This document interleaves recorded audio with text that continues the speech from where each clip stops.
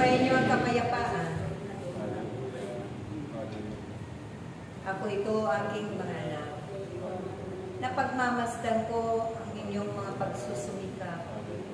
Napagmamasdan ko ang inyong pagpapahalaga. Hindi lamang sa mga katagang pag-ibig, kundi sa lahat ng inyong mga pagsunod sa kalooban ng Diyos, na kailanman ay hindi ninyo madadaya at hindi ninyo nararapat kalimutan ang inyong mga pangako sa Kanya. Kailanman iibigin ninyo ang inyong mga kaaway, ang hindi karapat-dapat ibigin ang kapwa ninyo. Dahil sa pamamagitan nito, aking mga anak, iyan ay pagpapahalaga ninyo sa mahalagang utos ng Diyos, na isa sa pamuhay ninyo na naayon sa Kanyang kalooban. Nahihirapan man kayo kung minsan, subalit ang lahat ng ito ay Kanyang gagantihan ng mga pagpapala doon sa kalangitan.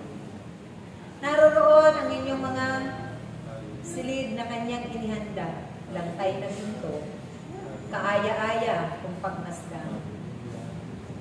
Kung kaya't ito nawa ang inyong hangarin ng bawat isa sa inyong mga buhay upang makamtan ninyo ito sampo ng inyong mga salita. Sa pamamagitan ng inyong mga pagtsatsaga, ng inyong mga pagpapagal, iyan ay batid ng Diyos. Wala kayong maililihim sa Kanya. Kung kayo man ay mga pinanghihinaan ng kalooban, hingin ninyo ang lahat ng ito sa Diyos, upang kayong lahat ay maging matatag harapin ang lahat ng Kanyang pahihintulutan ng mga pagsubok sa inyong buhay paglilingkod. Walang nasasayang na panahon at pagkakataon na hindi nyo nararapat kahalagahan.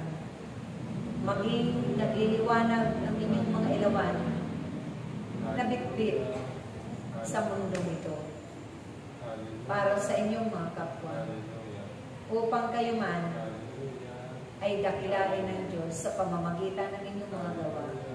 Makilala nila at tanggapin din nila sa kanilang mga buhay, upang marami rin silang matutunan, hindi rin sila magiging mangmang sa mga karunungan, kaalaman, aral at utos ng Diyos sa pamamagitan ninyo, na iyan ang inyong ipinapamahagi sa kanila sa bawat tahanan na inyong pinaroroonan.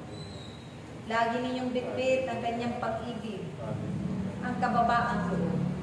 Kaya ng mga mahalagang bunga ng Banal na Espiritu Santo, upang maisagawa ninyo ang lahat ng Kanyang mga ipinag-uutos ay sa pamuhay ng bawat isa.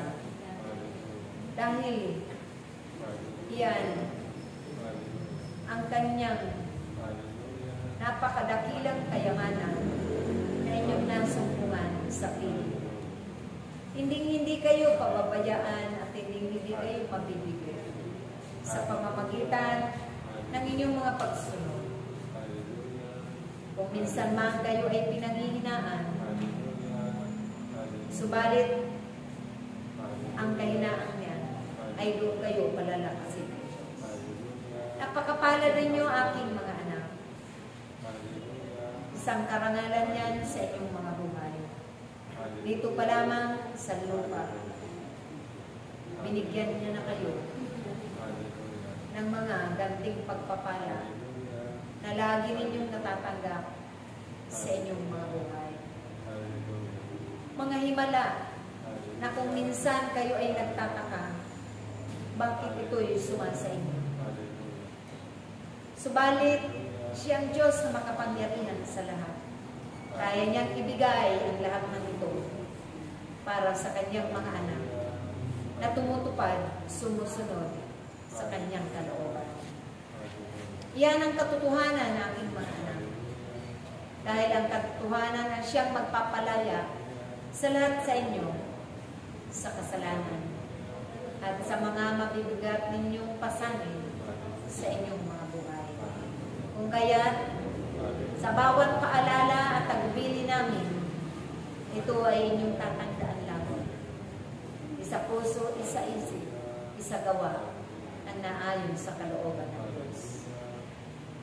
At nawa, manatili kayo magpakailanman. Ang bawat isa sa inyo, manatili sa piling ng Diyos.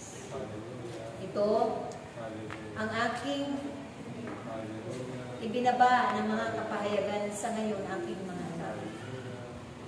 Huwag na huwag kayo magtatanim ng galit at puro sa inyong mga puso, kundi ang hangarin ninyo ang manahan ng Diyos diyan sa inyong kalooban magpakailanman.